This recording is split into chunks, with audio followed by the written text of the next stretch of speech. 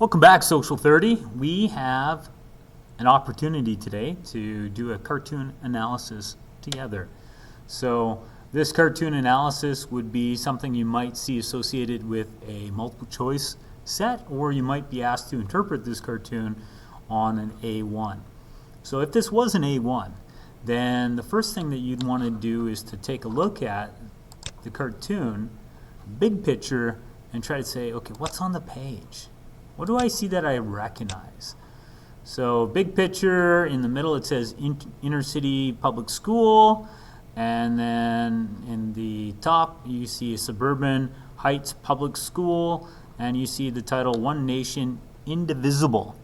So any labeling on a cartoon is going to be key to finding an ideological perspective. Here the label says inner city public school down here, and you have further labeling up here, suburban heights public school. So understanding that labeling will lead us to identifying the problem that, or the issue that the cartoon is meaning to present about society, and also understanding the text there. One Nation Indivisible will be key to further unpacking this source. So to begin with, looking at the details within the page, you can see that the inner city public school is surrounded by a lot of tall gray buildings, and there's some debris in the streets and broken windows. So we can make an assumption that this inner city is not one where it's thriving. In 1977, this is an inner city that you might see a lot of poverty, might see a lot of crime. It is the United States because you have the flag there on the school, but it's definitely not a part of the city that is thriving. And then outside the city, you have a suburban heights public school, and again you have the flag, so we know it's the United States, and there's plants growing, and there's children with a teacher being highlighted in the window. This child, if you zoom in to their facial features, this child also in the class might not look as happy, but definitely there's an ethnic difference here. That this looks like three white Americans, and down here there might be people of color in that inner city public school. So I've kind of looked at the nuances, the details of what's on the page. Now I'm trying to figure out, why is it here? What's the topic? What's happening in 1977 that had convinced this cartoonist to draw this cartoon? So we know that desegregation in America was a very long process. We know that the 13th, 14th, and 15th Amendments begin in January of 1965, but that doesn't mean that segregation or desegregation happens right away. That we have done some research, and we already know that due to the Jim Crow laws, there's going to be generations of segregation in the South, but desegregation in the United States really begins as a consequence of Brown versus the Board of Education. And Brown versus the Board of Education, as we can see, well, it even says that within the federal government, desegregation begins in 1948 with an executive order within the armed forces. Desegregation in schools, because we saw a schoolhouse there, in schools in America, begins with Brown versus the Board of Education of Topeka, Kansas, 1954. It is tied to that 14th Amendment. The decision declared all laws establishing segregated schools to be unconstitutional in violation of the 14th Amendment. So let's go back and just remind you about the 14th Amendment. So the 14th Amendment says all persons born or naturalized in the United States that are granted citizenship and equal civil and legal rights. So you should have equal civic and legal rights. Life, liberty, and property cannot be denied to any person. And the argument that could be being presented here is that due to, I'm going to just close that one, due to the different provision of education, the life that is going to be possible for these students is going to be different than the life that is possible for these students. That we see a ring of buildings here, and there's no escape. There's no escaping the inner city.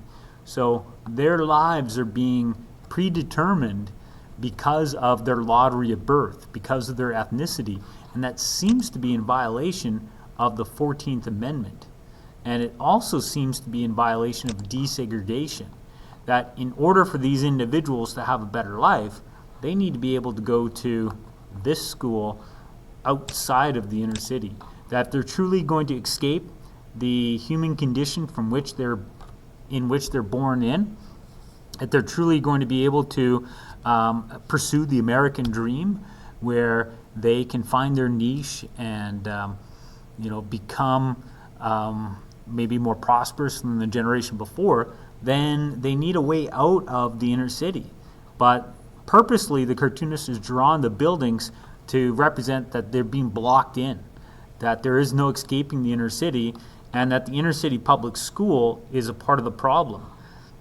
That in 1977, what is being shown here, even though desegregation in education started more than 20 years before this cartoon, that desegregation will not be the final solution until inner city students can be bused to the suburban public schools that are better funded. So in 1977, there was a U.S. Commission on Civil Rights that reported the true desegregation could be achieved in urban areas only if these students from these urban areas can be bused to the better city schools that are in the suburbs. And that's the message of the cartoonist. So, breaking down some of the points of an A1, what is the issue that the cartoonist is trying to present? Inequality, marginalization, the idea that although there is a 14th Amendment, not all Americans have the right to the same life, liberty, and pursuit of happiness. That the pursuit of happiness of those born in the inner city is being limited by the conditions they're born into. And therefore, the solution that is being promoted is that they need access to this suburban heights public school. And the solution was that these inner city students need to be bused to suburban heights schools that are better funded. So the solution that was being presented by the U.S. Commission on Civil Rights was that students, in order to really escape the marginalizing poverty and conditions that they live in and are born into, they must be able to access those suburbs. So what had happened between Brown versus the Board of Education and this video, or this cartoon, so to see it as a moment in time, Brown versus the Board of Education, 1954, how do we get to 1977? Well, in those 2+ decades in between, we've seen a white flight out of the inner cities. So why are the inner city schools so poorly funded? Well, in response to desegregation, many white families in America left the inner cities and said, you know what, we're going to go live in a new neighborhood where we can have better control over who goes to our schools. So who goes to these schools out here? Well, the kids that live in that neighborhood, and due to the cost of houses out there, it's only wealthy, mostly white kids. So a way to continue segregation was this white flight out of the inner cities towards these new suburbs that were not a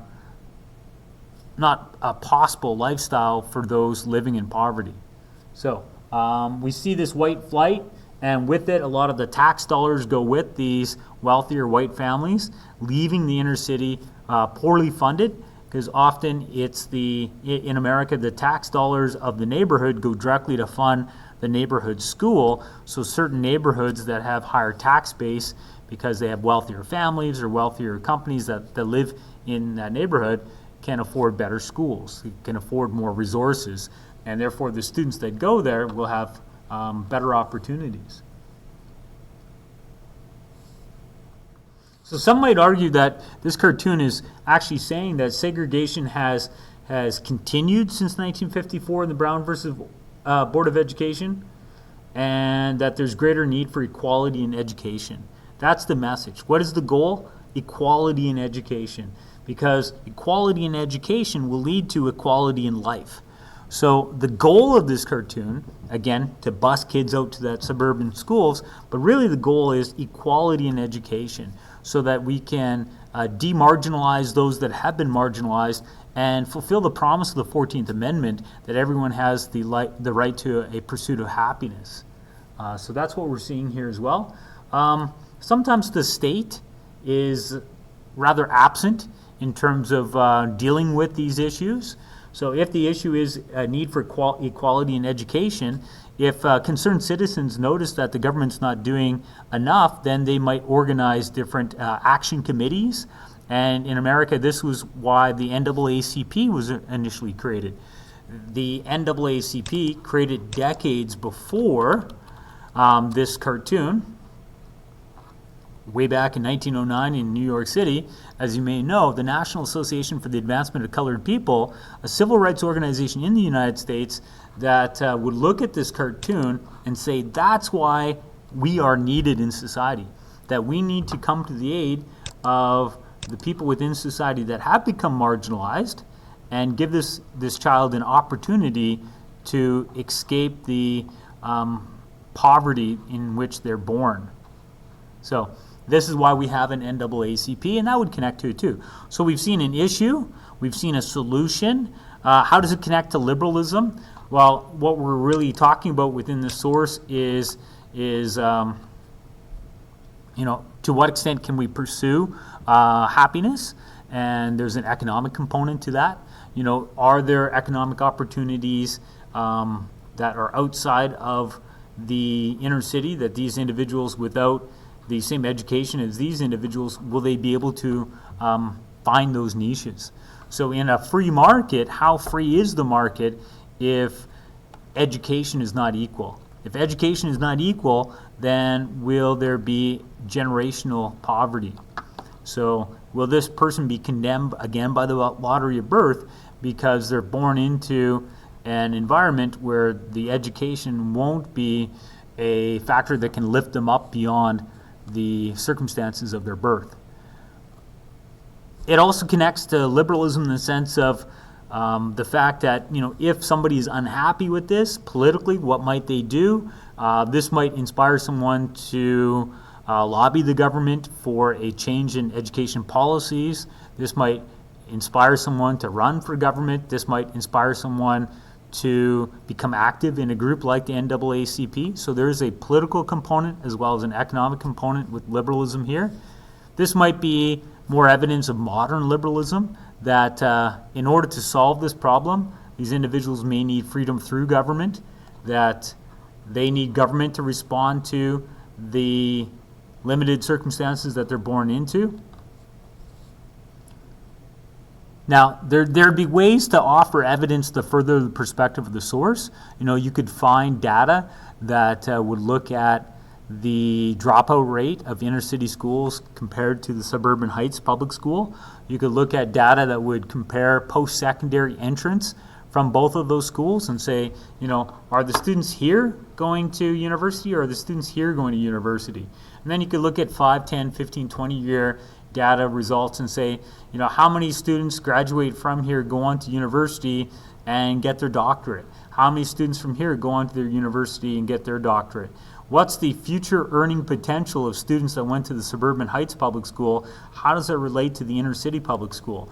So a way to continue the logic presented in the ideological perspective would be to gather data comparing the lives of graduates from the two schools, and to see that within the pursuit of the American dream, is education something that can end up blocking someone from pursuing their happiness, from their 14th Amendment right? Other than that, who would be an opponent of this source? Who would disagree with this source? There may be those who don't want segregation or desegregation, right? So those who value desegregation may say that this is an unfair attack on a suburban community that they've gone and built. So, and they may say that it's not in the best interest of either community to bus kids from one community to another. why should we be busing kids, an hour from an inner city to a suburb school? Maybe they would say that the solution for this neighborhood needs to come from within the neighborhood. That if people within that neighborhood are concerned about the public school quality that they're receiving, then they need to invest in that neighborhood. They need to have more property ownership in that neighborhood. Other opponents of the source would be those who first rejected the Brown versus Board of Education decision that desegregated the schools and tried to intimidate the Little Rock Nine and others from desegregating schools in places like Alabama. But yeah, that's some quick thoughts on that source.